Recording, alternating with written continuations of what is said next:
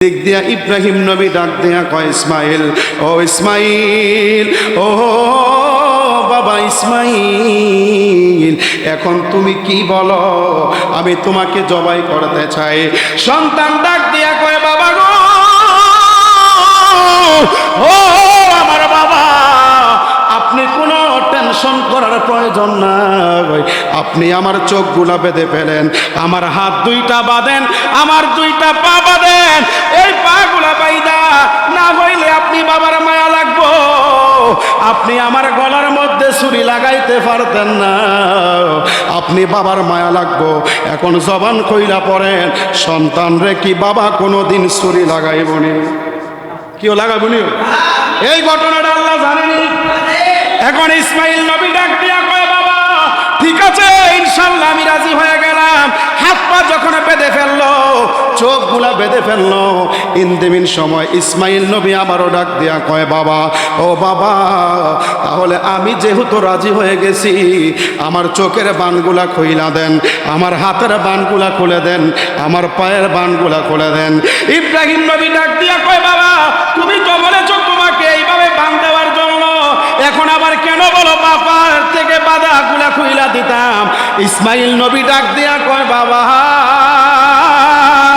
ও বাবা, এই অবস্থা যদি আমার নবীর উম্মতেরা দেখে গো, কারণ নবীর উম্মতের মধ্যে এমনও নিকৃষ্ট উম্মত আছে গো, তাহলে তারা কি কইব জানেননি? ইব্রাহিম নবী জোর কইরা এই সন্তান রে হাত পা বাইদা জবাই কইরা লাইছে। এই জন্য বাবা আমি বলেছি, আপনি আমার পায়ের বান হাতের বান কইলা দে। এই কথা বলার পরে ইব্রাহিম নবী ডাক দিয়া কয়, বাবা, ও ইসমাইল রে, তাহলে তুমি শুয়ে পড়ো। এই দিক দিয়ে আল্লাহ ডাক দিয়া কয়, জিব্রাইল, ও জিব্রাইল রে, ও জিব্রাইল, তুমি কি এই নমুনা দেখো না? তাড়াতাড়ি জান্নাত থেকে একটা দুম্বা লইয়া যা। ওই ইসমাইল নবীর গলার মধ্যে ইব্রাহিম নবী ছুরি লাগাইয়া দিতেছে। ও জিব্রাইল, জান্নাতে যা, জান্নাত থেকে একটা দুম্বা লইয়া যাও। ইব্রাহিম নবী গলার মধ্যে ছুরিটা লাগার সাথে সাথে ইসমাইল নবীরে সরাইয়া তুই জিব্রাইল দুম্বাটা বিছাইয়া দে। আল্লাহু আকবার, আল্লাহু আকবার। সেই জন্য আমার ভাইয়েরা, বাবারা, বন্ধুরা, গভীর মনোযোগ দেওয়া লাগবে।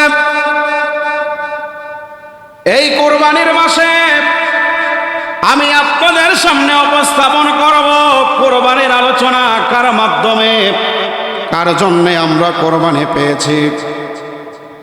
সেই জন্য আল্লাহ রাব্বুল আলামিন ডাক দিয়া কয়, বান্দা, কুল ইন্না সলাতি ওয়া নুসুকি ওয়া মাহইয়ায়া ওয়া মামাতি লিল্লাহি রাব্বিল আলামিন। সুবহানাল্লাহ। আল্লাহ রাব্বুল আলামিন ডাক দিয়া কয়, বান্দারে, ও আমার প্রমাণ করার বান্দারা, এই কোরবানির মাসে কোরবানি যে দিবা, আমার পয়গম্বর ইব্রাহিম আলাইহিস সালাতু ওয়াস সালাম, ইব্রাহিম নবীর কোন সন্তান হয় নাই, পুত্র সন্তান নাই। সুবহানাল্লাহ। 1 বছর, 2 বছর, 3 বছর পার হইতে হইতে 70 বছর, 80 বছর পরে ইব্রাহিম নবীর ঘরে আল্লাহ পাক একটি পুত্র সন্তান দান করেছে। যে পুত্র সন্তানের নাম রাখা হলো ইসমাঈল আলাইহিস সালাতু ওয়াস সালাম। হাই রে, আমি আপনাদেরকে কিভাবে বুঝাবো? এই কোরবানি যে আমরা পালন করি, কোরবানিদের মধ্যে আমরা যে কোরবানি করি, ইব্রাহিম আলাইহিস সালাতু ওয়াস সালামকে আল্লাহ স্বপ্নে যোগের মধ্যে দেখা দিল। আল্লাহ ডাক দিয়া কয়, ক্বালা ইয়া বুনাইয়া, হো ইব্রাহিম, হো ইব্রাহিম, ইব্রাহিম নবীকে স্বপ্ন দেখাইল, ইব্রাহিম তোমার নিজের পছন্দের জিনিসটাকে তুমি কোরবান করো। আল্লাহু আকবার। ইব্রাহিম নবী কি করল? দুম্বা কিনল, দুম্বা কোরবানি দেওয়া হলো। আল্লাহর দরবারে পছন্দ হলো না। ইব্রাহিম নবী কি করলো? ওট কিনলো, ওট কিনে কোরবানি করলো। কোরবানি আল্লাহর দরবারে কবুল হয় না। ইব্রাহিম নবী ডাক দেয়া কয়, আল্লাহ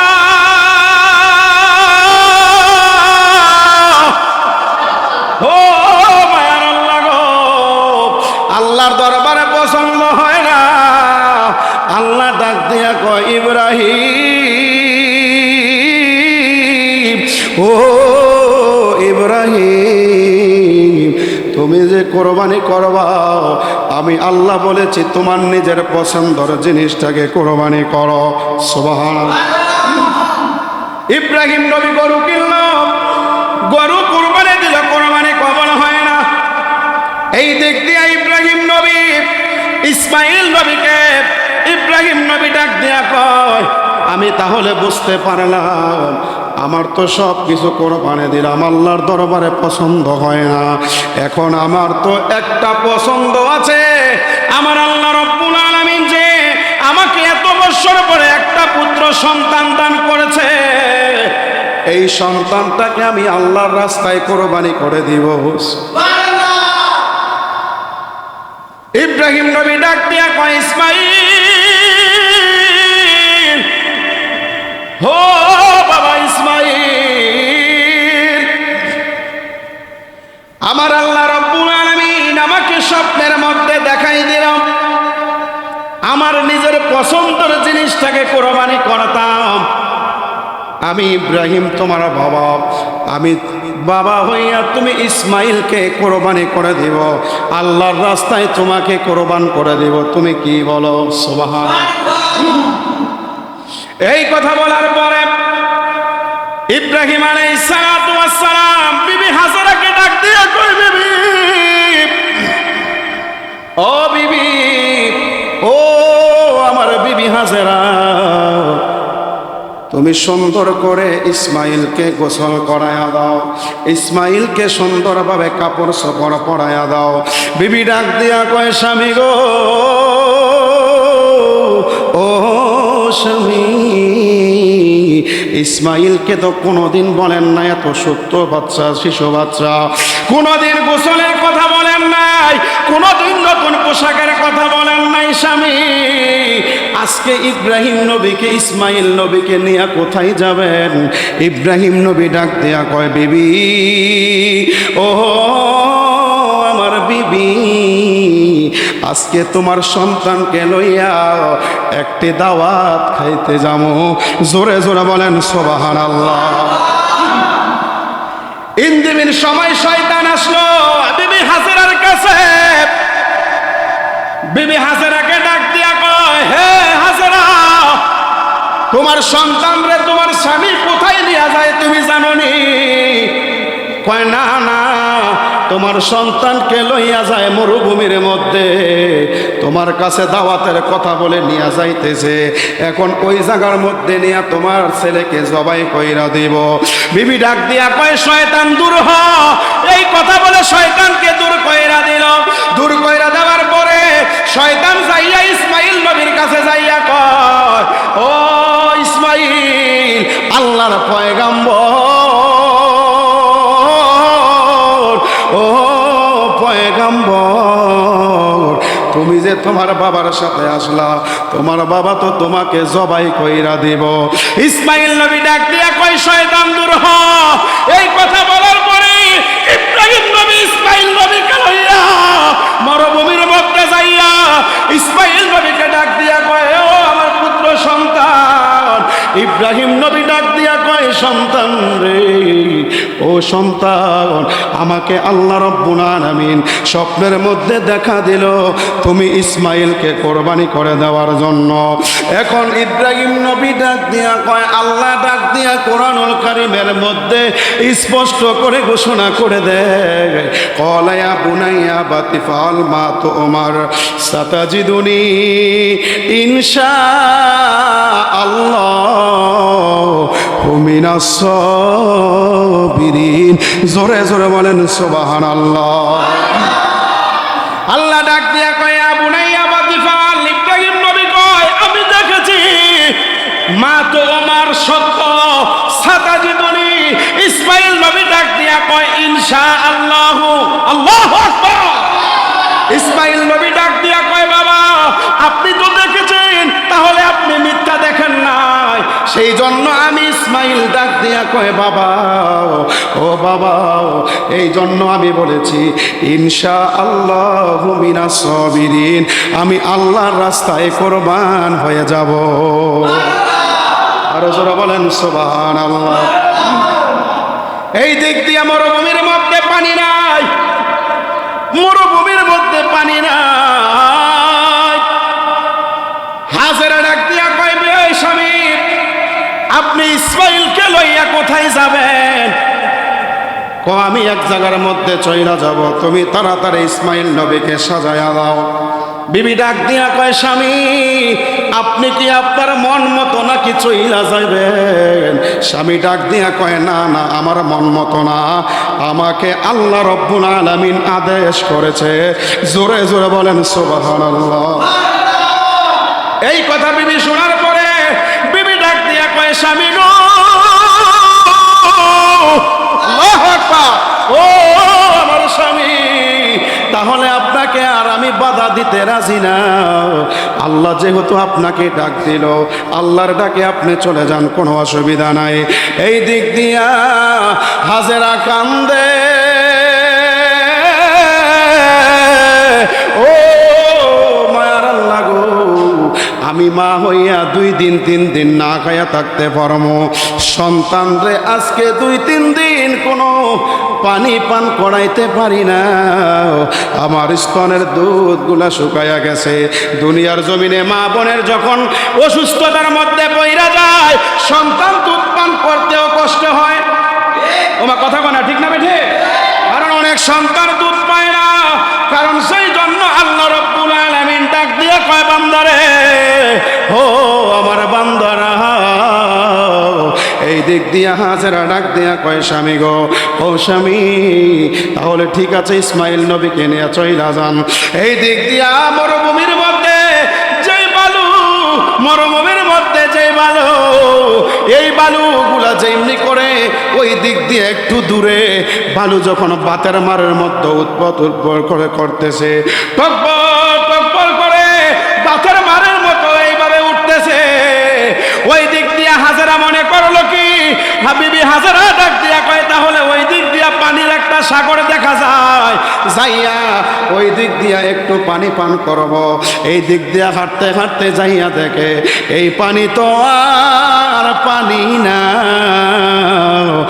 এই বালুর মধ্যে মরুভূমির বালু যে টকবর করে উঠতেছে। ওই দিক দিয়া যে বাবা ইসমাইল নবীকে লইয়া মরুভূমির মধ্যে, ওই দিক দিয়া গভীর মনোযোগ দিতে হবে।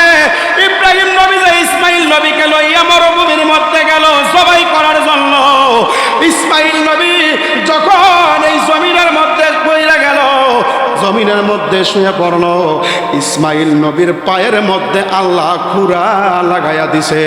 জোরে জোরে বলেন সুবহানাল্লাহ।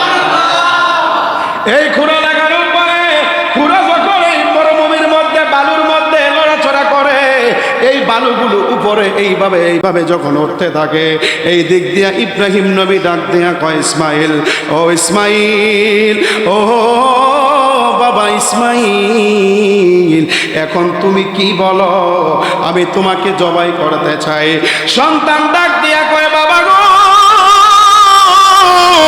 ও আমার বাবা, আপনি কোনো টেনশন করার প্রয়োজন নাই।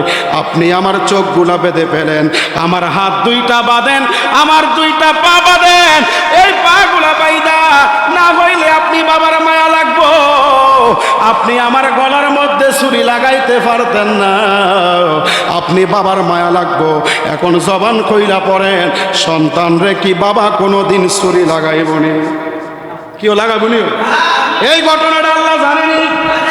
এখন ইসমাইল নবী ডাক দিয়া কয়, বাবা ঠিক আছে ইনশাল্লাহ আমি রাজি হয়ে গেলাম। হাত পা যখন বেঁধে ফেললো, চোখগুলা বেঁধে ফেললো, ইনদিমিন সময় ইসমাইল নবী আবারও ডাক দিয়া কয়, বাবা ও বাবা, তাহলে আমি যেহেতু রাজি হয়ে গেছি, আমার চোখের বানগুলা খুইলা দেন, আমার হাতের বানগুলা খুলে দেন, আমার পায়ের বানগুলা খুলে দেন। ইব্রাহিম নবী ডাক দিয়া কয়, বাবা তুমি তো বলেছ তোমাকে এইভাবে বান দেওয়ার জন্য, এখন আবার কেন বলো বাবার থেকে বাধাগুলা খুইলা দিতাম? ইসমাইল নবী ডাক দিয়া কয়, বাবা ও বাবা, এই অবস্থা যদি আমার নবীর উম্মতেরা দেখে গো, কারণ নবীর উম্মতের মধ্যে এমনও নিকৃষ্ট উম্মত আছে গো, তাহলে তারা কি কইব জানেননি? ইব্রাহিম নবী জোর কইরা এই সন্তান রে হাত পা বাইদা জবাই কইরা লাইছে। এই জন্য বাবা আমি বলেছি আপনি আমার পায়ের বান হাতের বান কইলা দে। এই কথা বলার পরে ইব্রাহিম নবী ডাক দিয়া কয়, বাবা ও ইসমাইল রে, তাহলে তুমি শুয়ে পড়ো। এই দিক দিয়ে আল্লাহ ডাক দিয়া কয়, জিব্রাইল ও জিব্রাইল রে, ও জিব্রাইল তুমি কি এই নমুনা দেখো না? তাড়াতাড়ি জান্নাত থেকে একটা দুম্বা লইয়া যা। ওই ইসমাইল নবীর গলার মধ্যে ইব্রাহিম নবী ছুরি লাগাইয়া দিতেছে। ও জিব্রাইল জান্নাতে যা, জান্নাত থেকে একটা দুম্বা লইয়া যা। ইব্রাহিম নবী গলার মধ্যে ছুরিটা লাগার সাথে সাথে ইসমাইল নবীরে সরাইয়া তুই জিব্রাইল দুম্বাটা বিছাইয়া দে। আল্লাহু আকবার, আল্লাহু আকবার।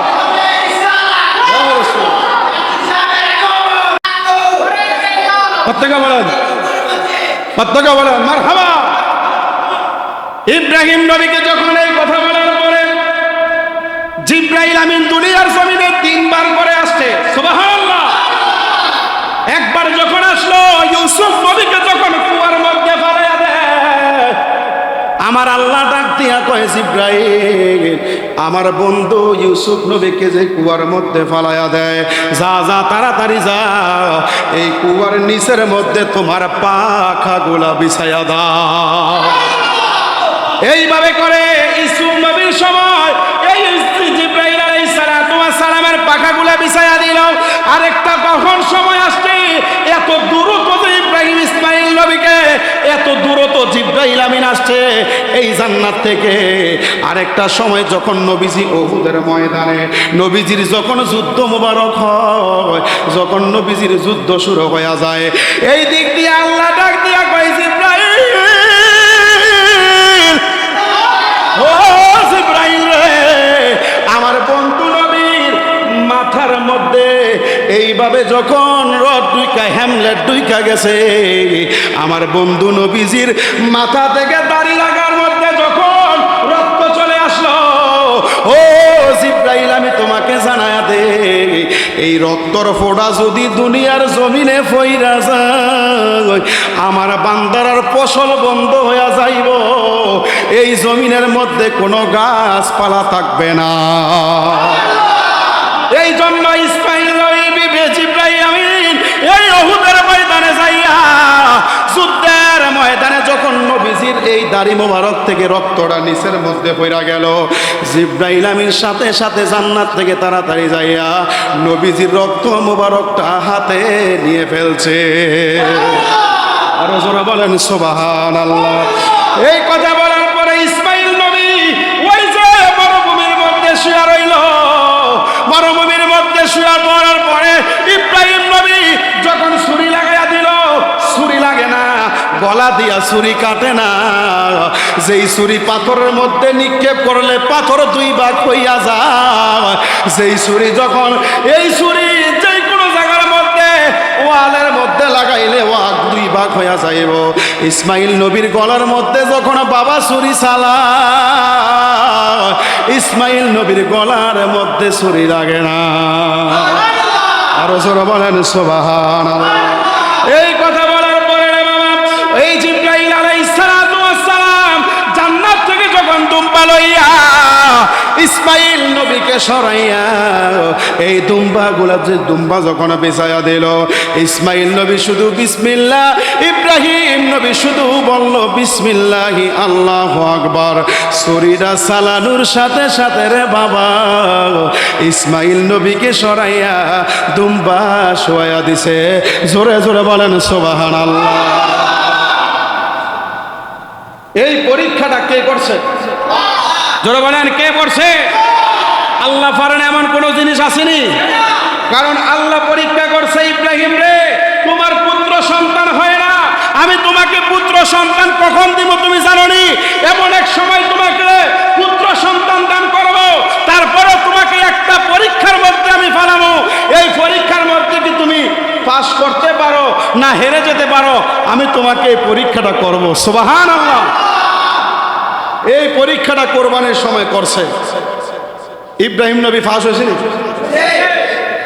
কারণ আল্লাহ রব্বুল আলামিন জানে আমার বন্ধু যে ইব্রাহিম নবী যে আমি আল্লাহর পয়গাম্বর, ইব্রাহিম নবী জানে আল্লাহ পাক আমাকে কি প্রশ্ন করছে, কি পরীক্ষার মধ্যে ফেলাইছে।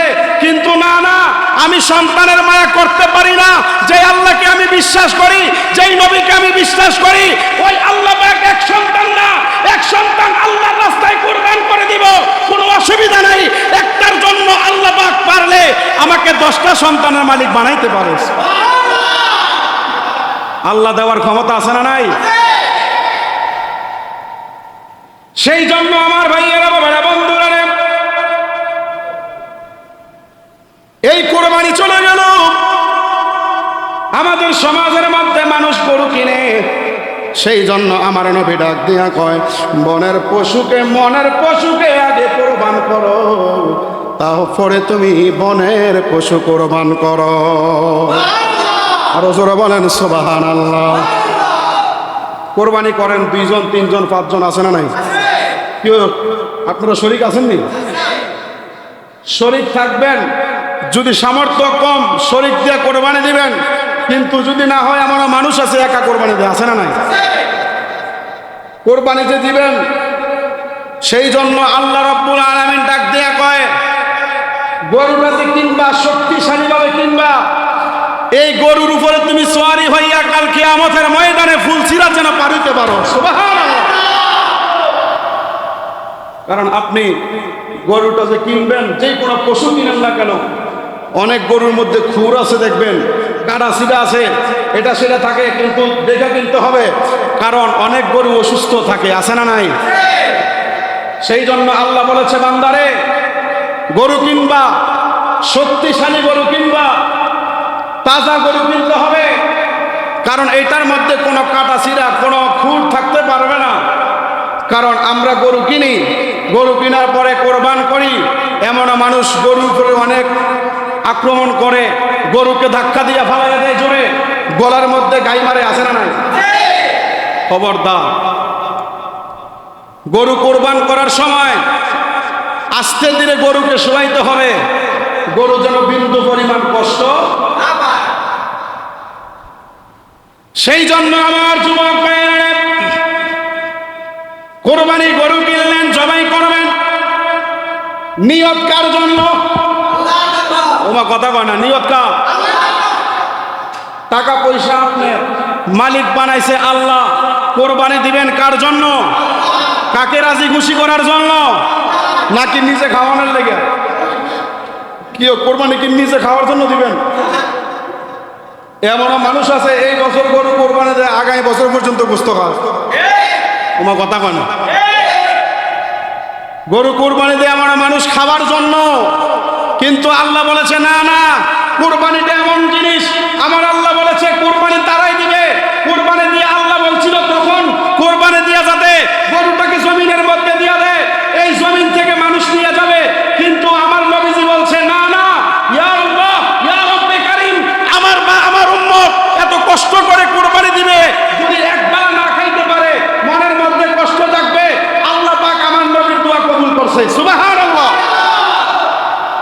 কিন্তু এখন মানুষ কোরবানি করে খাবার জন্য। বড় গরু জবাই কইরা শ্বশুর বাড়ি দিলির একটুর কাকুস্তার জন্য কান্দে গরিব ফুলাফান রে, কান্দে গরিব ফুলাফান। ঠিক না বেঠে? এই গোস্ত ফিরিজে থুইয়া খাইলি বছরে মরিয়া, গোস্ত ফিরিজে থুইয়া খাইলি বছরে মরিয়া, হাইরে পাপে পাপে বোঝা হইয়া মরা গাছে শুকনা ডাল ঘুম দিয়া কাটাইলা রে মন চিরকাল। ঠিক না বেঠে? কারণ কোরবানি দিতে হবে, গোস্তটা গরিবদের হক গরিবদেরকে দিতে হবে। কারণ গরিবরা আসে কোরবানির গোস্ত নেওয়ার জন্য। আশেপাশে আপনাদের অনেক গরিব মানুষ আছেন, কেউ আসেনি? এখন তাদেরকে যদি না দেন, তাদের কাছে যদি আপনারা না চান, তাদের দিকে যদি না চান, আপনারা গোস্ত খাবেন, তারা আপনার দিকে চাই থাকবে। এটার নাম কোরবানি নয়। বিন্দু পরিমাণ মানুষের মুখে যদি কষ্ট থাকে, আপনার কোরবানি আল্লাহর দরবারে কবুল হবে। কিন্তু সমাজ ঠিক রাখতে হবে। 2 টুকরা 5 টুকরা গোস্ত দিয়ে মানুষকে বিদায় করানো যাবে না। কারণ প্রয়োজনে আপনি গোস্ত কম খাবেন, গরিবদেরকে গোস্ত বিলাইয়া দিবেন। তোমার কথা কয় না? কোরবানি হয়েছে এটা নিজে খাওয়ার জন্য কোরবানি নয়। নিজে কম খাইবেন, গরিবদেরকে দিবেন। আশেপাশের মানুষ যারা কোরবানি দেয় না, তাদের দিকে খেয়াল রাখেন। আল্লাহ কয় বান্দারে, আরে কোরবানি তুমি এইটা দিছো, তোমার এই একটার কারণে 2 লক্ষ 5 লক্ষ টাকার মালিক আমি বানাবো, তখন তুমি 5 লাখ দিয়ে কোরবানি দিতে পারবা। সুবহানাল্লাহ। আপনি 60,000 70,000 1 লক্ষ টাকা দিয়ে কোরবানি দিয়ে নিজে খাওয়ার জন্য দিলেন, এই কোরবানি আল্লাহর দরবারে কবুল হবে? সেই জন্য ইয়াসিন রাজা হক কথা কয়া যায়, আপনাদের গায়ে লাগুক কোনো অসুবিধা নাই, কোরবানি দেওয়ার মতো দিতে হবে। আমি জানি, কারণ আমি তো কোরআন কিতাব পড়ি। কারণ আল্লাহ রব্বুল আলামিন যা ডাক দিয়া কয়, যারা সহি শুদ্ধভাবে কোরবানি দেয়, একটা পশুর মধ্যে যতটা পশম থাকে ততটা পশম পরিমাণ আমি আল্লাহ রব্বুল আলামিন তাকে সওয়াব দান করি। কত বড় কথা! একটা গরুর মধ্যে কয়টা পশম আছে কেউ কইতে পারবে না, কিন্তু আল্লাহ বলেছে একটা গরুর মধ্যে যতগুলো পশম থাকে ততটা পশমের সওয়াব আপনার আমলনামার মধ্যে দিয়ে দিবে। সুবহানাল্লাহ। বান্দারে আল্লাহ পাক কতটা ভালোবাসে। সেই জন্য কোরবানি দিবেন, ডাইনে বামে সামনে পিছনে খেয়াল রাখবেন। কার ঘরে এতিম, কার ঘরে গরিব, তারা গরুর গোস্ত, এমনও মানুষ আছে মাসে 6 মাসে 1 বছরে কিনা খাইতেও পারে না। আমার কথা কয় না কেন? কিন্তু আপনাকে তো আল্লাহ পাক কবুল করেছে। আপনার ঘরের মধ্যে প্রতিদিন মাছ গোস্ত খাইতেছেন, আপনার গায়ে লাগে না, কিন্তু পাশার মানুষ যে না খেয়ে রয়েছে, তাদের চোখের পানি তো আল্লাহর দরবারে সহ্য হয় না। সেই জন্য আমার বন্ধুরে আলোচনা সমাপ্ত করে দিচ্ছি। এই কুরবানির মাস যেহেতু আসছে, আমরা সবাই সামর্থ্য অনুযায়ী কুরবানি দিব। আপনাদের কদমে আমি ইয়াসিন রাজা হাত রাখা কই, কষ্ট কইরা কুরবানি দিবেন। কারণ নিজের শ্রমের টাকা, ঘামের টাকা দিয়া কোরবানি দিবেন, কিন্তু ওইটা তো বাদ দিয়া দিলাম। যারা হারাম টিয়া দিয়ে কোরবানি দেয়, কোরবানি হইতো না। সুদের টিয়া দিয়ে কোরবানি দিলে কোরবানি হবে না। গোশের টাকা দিয়ে কোরবানি দিলে কোরবানি হবে না। কিন্তু ওইটা আমি ওই দিকের মধ্যে যাই না, কিন্তু আমি আপনাদেরকে জানাইয়া দেই, যারা কষ্টের টাকা দিয়ে কোরবানি দিবেন, কিন্তু এই কোরবানিটা যেন প্রকৃতভাবে হয়, সহি শুদ্ধভাবে যেন হয়, আপনার কোরবানি যেন আল্লাহর দরবারে পছন্দ হইয়া যায়। সুবহানাল্লাহ। আপনাদের মনে কষ্ট? কেউ কষ্ট নাকি? কারণ কোরবানি এখন যদি ইসমাইল নবী কোরবানি হয়ে যাইত, বাপে সন্তানকে জবাই করত। তোমার কথা কয় না? সন্তান কইল, বাবা না, আপনি আমার জবাই করবেন, আমি আপনার আগে জবাই করব। তোমার কইল নইল। কিন্তু আল্লাহ রব্বুল আলামিন জানে সন্তান জন্ম দিছেন, সন্তানের প্রতি মায়া আছে না? কেউ আসেনি? মা বাবা, আত্মীয় স্বজন, স্ত্রী আরো সন্তান গো, সবার চাইতে নবীজি আপন। ঠিক না বেঠে? নবীজিকে জানের চাইতে অধিক ভালো না বাসিলে হাদিসে কয় তাহার ঈমান নাই রে মুমিন ভাই, নবী বিনে আপন কেহ নাই। সুবহানাল্লাহ। সন্তানের প্রতি প্রত্যেকের মায়া আছে, ভালোবাসা আছে। কারণ এই জন্য আল্লাহ রাব্বুল আলামিন বলেছে, বান্দারে যতই কিছুই থাকুক না কেন নিজের জানের চাইতে নবীকে ভালোবাসার দরকার আছে না নাই? আছে না নাই? কারণ আল্লাহ পাকের জন্য আমরা কোরবানি দিব, আল্লাহর সন্তুষ্টির জন্য কোরবানি দিব, আল্লাহকে রাজি খুশি করার জন্য কোরবানি দিব। কারণ আমার কোরবানি দেখে কে খুশি হইল, কে বেজার হইল, ওই দিকে কান দেওয়ার দরকার নাই। সেই জন্য আল্লাহ রাব্বুল আলামিন যেন আমাদের প্রত্যেকের কোরবানি কবুল করেন। পড়েন আমিন। আরো জোরে পড়েন আমিন। আমাদের মসজিদের সভাপতি সাহেব কিছু কথা বলুন। এটা বুঝতে হবে, কোরবানি যখন আমরা দিব, এক নাম্বার গরুর রশিটা ভালোভাবে বাঁধতে হবে। কারণ অনেকে গড়ার মধ্যে কিন্তু ছুরি লাগায় দেয়, গরু কিন্তু চটপট চটপট করে। ওমা কথা কয় না? শোয়ার থেকে গরু উঠতে দাঁড়াইয়া যায়, কিন্তু না না, আপনি গলার মধ্যে ছুরি লাগানোর আগে শক্ত করে গরুটাকে বাঁধতে হবে। কারণ আপনি যদি নরমভাবে বাঁধেন তাহলে ছুরিটা জেতা মানুষটারা যদি জব করে সে সাইডটা দিত না। ওমা কথা কয় না? একটা জেতা মানুষ যখন কোরবান করলে, এখন আমাদের বাংলাদেশের মধ্যে যে অবস্থা শুরু হয়েছে, ছোট ছোট শিশু বাচ্চাদেরকেও হত্যা করতেছে। ওমা কথা কয় না? কারণ এই বাংলাদেশের মধ্যে এত ছোট ছোট বাচ্চা, 21 বছর 11 বছরের বাচ্চাকে জবাই করে কল্লা আলাদা করে দিয়েছে। কারণ বাংলাদেশের মধ্যে যে অত্যাচার শুরু হয়েছে, এটা বাংলাদেশের জন্য নিয়ামত, এটা গজব। ওমা কথা কয় না? ঠিক না বেঠে? কারণ বাংলাদেশের মধ্যে যদি গজব সৃষ্টি হয়, একমাত্র আপনার আমার জন্য হইতেছে, কিন্তু আল্লাহর ওলিরা গজব আনে নাই, আল্লাহর ওলিরা শান্তি আনছে। আল্লাহর ওলিরা বাংলাদেশের মধ্যে কি আনছে? শান্তি আনছে। যখন আপনার পরনের মধ্যে পোশাক নাই, পোশাক পরাইছে। আপনার দেহের মধ্যে পাঞ্জাবি নাই, পাঞ্জাবি পরাইছে। আপনার মাথার মধ্যে টুপি নাই, টুপি পরাইছে। কিন্তু এত সুন্দর ইসলাম আনার পরে আপনাকে বলছে 11 বছরের বাচ্চারা জবাই করতেন। মানুষের মতো নিকৃষ্ট। আল্লাহ বলেছে মানুষ সবার শ্রেষ্ঠ, আবার মানুষ সবার নিকৃষ্ট। কথা কন ঠিক না বেটে? কারণ এই সমস্ত কুলাঙ্গারের বাচ্চারা যারা এত ছোট ছোট মায়ের বুক খালি করে, বাবার বুক খালি করে, কিন্তু লোকটাকে ইউটিউবে ফেসবুকে দেখলাম, উনি বলেছে পূর্বে যতগুলা হত্যা হয়েছে, হত্যা করা হয়েছে, তাদের বিচার করানো হয় নাই, কিন্তু আমার তো এই কন্যা সন্তানকে ছাড়া আমি কখনো ঘুমাই নাই। বাবা লোকটাকে কোলাকুলি করার মধ্যে বুকের সাথে বুক লাগাইয়া বলে, আমি বিচার চাই না, বিচারটা আল্লাহর দরবারে চাই। কারণ বিচার চাইবো কার কাছে? পূর্বে যে হত্যা করা হয়েছে তাদের বিচার হয় নাই, আমার সন্তানের আর কি বিচার হবে? বাবাটা কতটা কষ্ট করে, কতটা কষ্ট ভিতরে থাকলে এই কথাটা বলে। সেই জন্য আমরা কোরবানি দিব, কোরবানি দেওয়ার মতো দিতে হবে। গরুটা যখন শক্ত করে বাঁধবেন, বাঁধার পরে আস্তে গরুটাকে শোয়াবেন।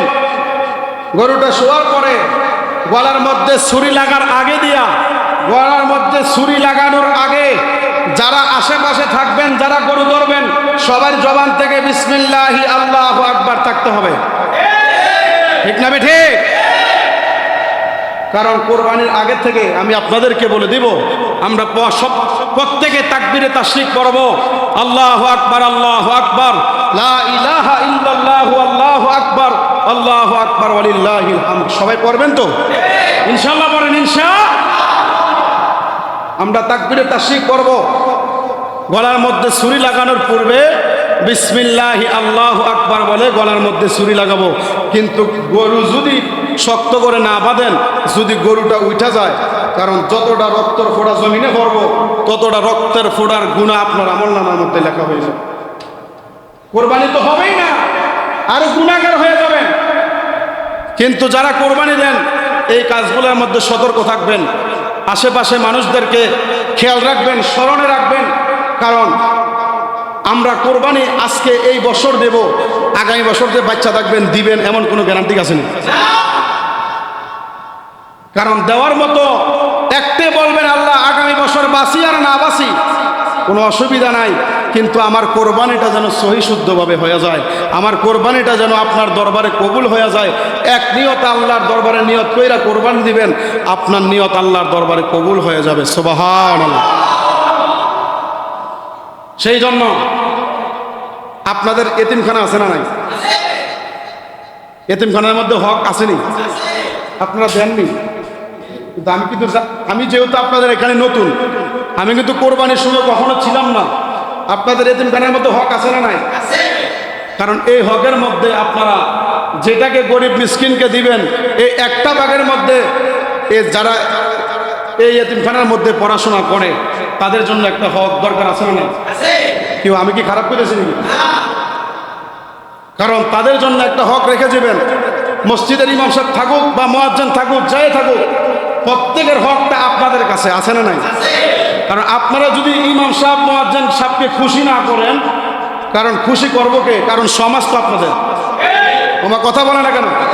সমাজ আপনাদের, আপনারা দিলে ইমাম সাহেব পাইবো, আপনারা না দিলে তো ইমাম সাহেব পাইতো না, মুয়াজ্জিন সাহেব পাইতো না, হাফেজ সাহেব পাইতো না।